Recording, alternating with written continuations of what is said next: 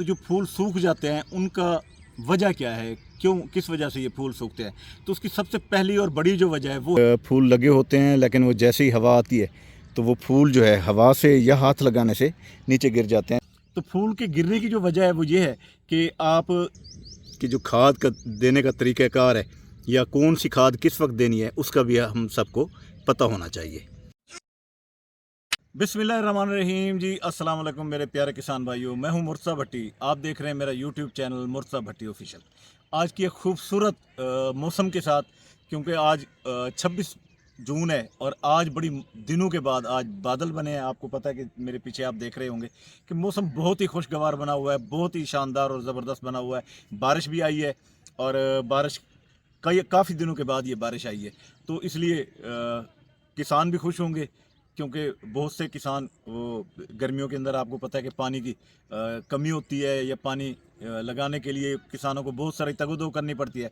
तो ये अल्लाह की तरफ से एक नेमत होती है, रहमत होती है कि बारिश आ जाती है तो उनकी जो पानी की कमी है वो पूरी हो जाती है। तो आज हमारे जनूबी पंजाब में, ख़ास तौर पर मुल्तान रीजन में बहुत दबा के बारिश हुई है, बहुत ज़बरदस्त बारिश हुई है। लेकिन जो आज का हमारा प्रोग्राम है, मेरे पीछे आप फसल देख रहे होंगे कि वो कपास की फसल है। मैं एक आज की फसल में ये कहना चाहूँगा कि जो फसल हमने मार्च में, अप्रैल में, मई तक लोगों ने काश्त की कपास की, जो कपास की काश्त की है उनकी इस वक्त जो पोजीशन है वो ये है कि वो फुल गुड्डी जो है ना उठा रही है। ये फूल जो होते हैं, ये फूल गिरते क्यों हैं, या फिर खड़े खड़े उसके ऊपर सूख क्यों जाते हैं, या फिर इसको न्यूट्रिशन की कौन सी कमी होती है कि हमारी जो फसलें हैं वो पूरा जितना भी के ऊपर फ्रूट लगता है वो उसको बर्दाश्त नहीं कर पाती। आज की वीडियो ये इंतहाई ख़ास है, इसी मामले के ऊपर है। आपको इसका पूरा हल बताऊंगा और ये भी बताऊंगा कि इसकी रीज़न क्या है। कोशिश करूंगा कि आपको ये समझ आ जाए और आप इसका हल करके इसकी जितनी भी ये नुकसानात मैंने आपको गिनवाए हैं ये आपकी फसल में नहीं हो पाएंगे।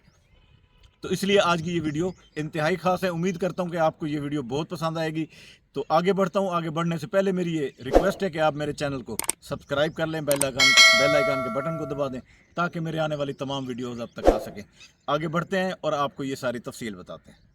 यूँ तो किसान भाइयों ये देखें कि ये जो फसल कपास की इस वक्त मौजूद है, ये फसल कोई इतनी शानदार फसल नहीं है।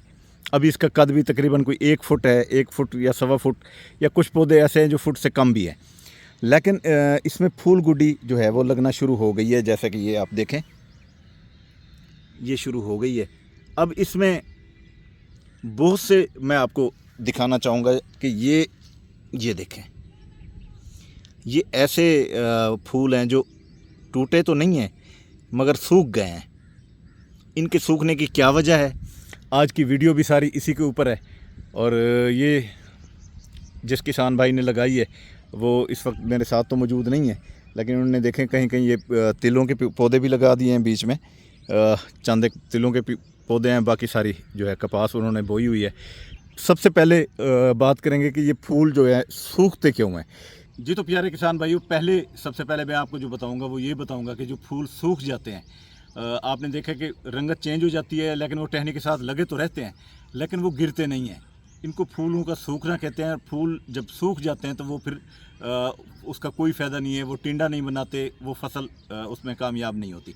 तो जो फूल सूख जाते हैं उनका वजह क्या है, क्यों, किस वजह से ये फूल सूखते हैं? तो उसकी सबसे पहली और बड़ी जो वजह है वो है पानी की कमी। जब फसल को पानी की कमी मिलती है तो उसकी वजह से वो फूल जो है वो सूखना शुरू हो जाते हैं। इसके अलावा जो अहम जो कमियां हैं, जो न्यूट्रिशन की इसको ज़रूरत होती है, उसमें मैग्नीशियम सल्फेट, इसमें पोटाश, जिंक और इसके अंदर बोरान, इन चीज़ों की कमी की वजह से ये फूल सूख जाते हैं। और ये अगर आप इसकी कमी को पूरा कर दें, इसकी न्यूट्रिशन पूरी कर दें, तो फिर ये चीज़ें मिसाल के तौर पर आप इसमें इनको स्प्रे के तौर पर भी कर सकते हैं, इनको खाद के तौर पर भी इस्तेमाल कर सकते हैं। जब ये चीज़ें आप इस्तेमाल कर लेंगे तो ये कमी ख़त्म हो जाएगी और ख़ास तौर पर पानी की जो कमी है उसको भी आप दूर कर देंगे। क्योंकि गर्मियाँ, आपको पता है गर्मियों के मौसम में, अब जून चल रहा है तो जून में आपको पता है सख्त गर्मी होती है। हालात आपके सामने ही हैं, इस बार फिर गर्मी एकदम बहुत ज़्यादा आ गई है। तो उसकी वजह से जो है वो जो फसल है वो खुश्क होना शुरू हो जाती है और वो जो फूल हैं, जो उसकी पत्तियां, फूल की जो कली होती है वो रंग तब्दील कर देती है और तो फिर सूख के वहीं खड़ी हो जाती है। तो ये सारी इसकी जिंक, पानी की कमी, मैग्नीशियम सल्फेट, बोरान, ये चीज़ें अगर आप इसमें पूरी कर देंगे तो फिर आपका ये जो फूल का सूखना है ये ख़त्म हो जाएगा। तो एक तो पहला हल इसका मैंने ये बता दिया। अब इसके बाद जी तो किसान भाइयों, इसके बाद जो है वो ये है कि जो फूल गिर जाते हैं, ऐसा होता है कि फूल लगे होते हैं लेकिन वो जैसे ही हवा आती है तो वो फूल जो है हवा से या हाथ लगाने से नीचे गिर जाते हैं। जैसे यहाँ पर भी गिरे पड़े हैं, तो इसी तरह बहुत सारी जगहों पे फूल भी इसके अंदर गिरे पड़े हैं। आज की जो वीडियो है ये सिर्फ फूलों का सूखना और फूलों का जो गिरना है उसके ऊपर और इसकी खाद की जो न्यूट्रिशन है उसके ऊपर है। तो अब आगे चलते हैं और आपको ये बताते हैं कि जो फूल गिरते हैं उनके लिए हमें क्या क्या चाहिए। जी तो किसान भाइयों, अब जो बात हम कर रहे हैं वो है कि फूल गिर क्यों जाते हैं।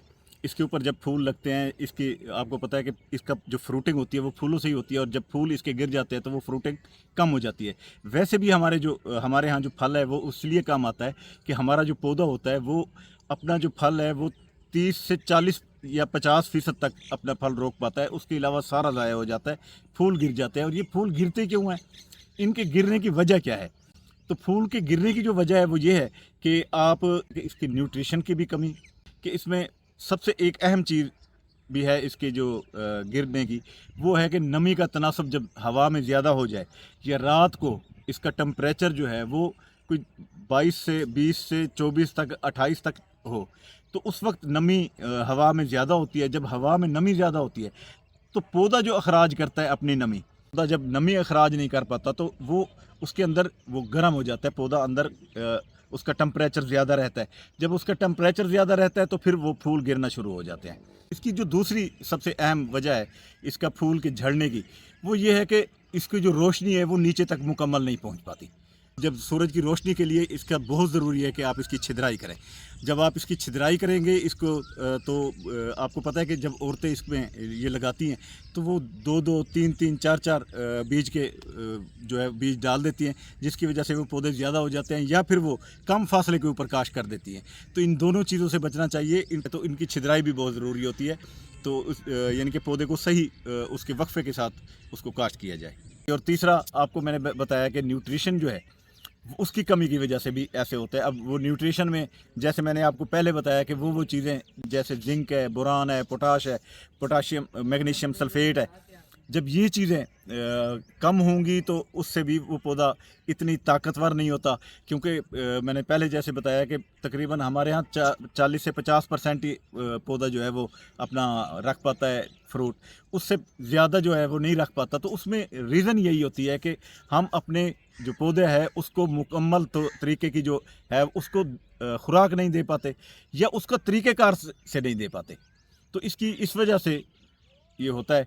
तो अक्सर इसके लिए बाज़ औक़ात लोग जो हैं वो फोलियो का जो है वो स्प्रे भी करते हैं, वो भी इसमें अच्छी न्यूट्रिशन है, उसमें सारी चीज़ें ये मौजूद होती हैं। उसके अलावा ये जितनी चीज़ें मैंने बताई हैं आप इसका अगर ख्याल रख लें तो इंशाल्लाह ये फूल का गिरना जो है ये भी बंद हो जाएगा। फोलियो स्प्रे के साथ साथ इसको पोटाश का और पोटाश की खाद और इस पर NPK का स्प्रे जो है वो भी आप कर सकते हैं ताकि फूल गिरना बंद हो जाए। अब दोस्तों आते हैं आखिरी उस पे न्यूट्रिशन पे कि वो कौन सी न्यूट्रिशन है, वो है खाद। कि इसको जो है खाद कब और कैसी देनी है और कौन सी देनी है, किस वक्त कौन सी खाद चाहिए इसको इस कपास के पौधे को। तो आज इस पे भी मैं थोड़ा सा आपसे बात करूँगा ताकि आपको भी पता हो कि जो खाद का देने का तरीक़ाकार है या कौन सी खाद किस वक्त देनी है उसका भी हम सबको पता होना चाहिए। जी तो किसान भाई, अब आखिरी मरहले में आ गए हैं कि खाद इसको किस वक्त कौन सी देनी चाहिए। तो कपास का जो पौधा है इसको सबसे पहले जो है हमेशा सोच समझ कर खाद देनी चाहिए। इसकी पौधे की जांच पड़ताल करके उसकी देख के कि इसको किस चीज़ की ज़रूरत है तो उस पे के हिसाब से इसको देनी चाहिए। वैसे जो माहिरीन का ख्याल है वो ये है कि इसको पहले जो 60 दिन है उन 60 दिन के अंदर इसको यूरिया की खाद बिल्कुल नहीं देनी चाहिए।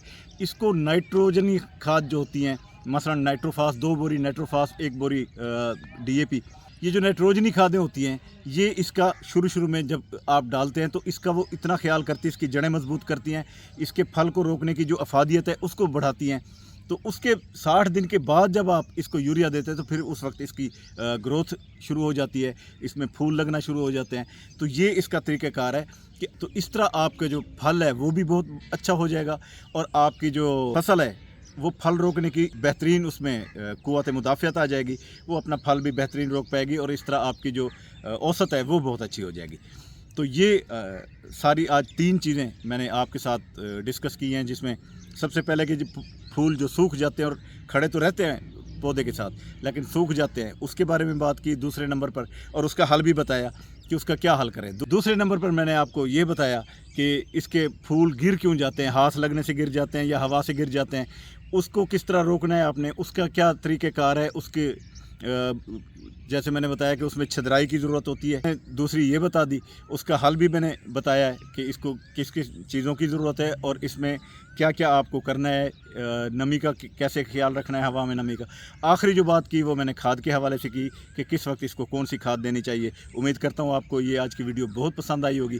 अगर पसंद आई है तो आप मेरे चैनल को सब्सक्राइब कर लें, बेल आइकन के बटन को दबा दें ताकि मेरे आने वाली तमाम वीडियोज़ अब तक आ सकें। मुझे दें आप इसी दुआ के साथ इजाज़त कि अल्लाह ताला हमेशा आपको खुश रखे, अल्लाह ताला आपके माल जान और रिज़्क़ में इजाफ़ा करे। इजाज़त दें, अल्लाह हाफ़िज़, अल्लाह ने के बाद।